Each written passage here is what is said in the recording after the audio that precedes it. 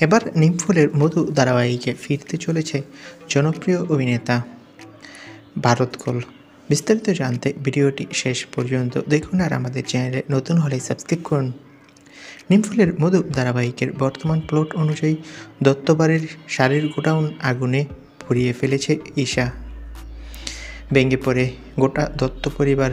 পুলিশের কাছে পর্ণা ডায়েরি করতে গেলে পুলিশ জানায় তারা বোকামি করেছে, তাই এই ডায়েরি নিতে পারবে না। এমনকি পুলিশ এটাও জানায় কেউ কেরোসিন ঢেলে আগুন জ্বালিয়েছে।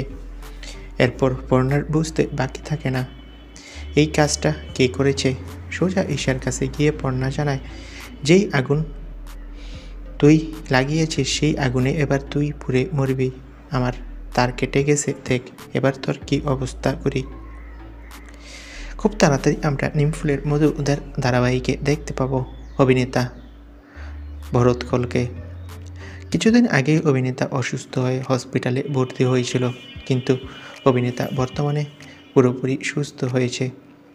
এবার শোনা যাচ্ছে একটা গুরুত্বপূর্ণ চরিত্রে নিমফুলের মধু ধারাবাহিকে ভারত কৌলকে দেখা যাবে। তো বন্ধুরা, তোমরা কে কে ভারত কৌলকে নিমফুলের মধু ধারাবাহিকে দেখার জন্য অপেক্ষা করছো?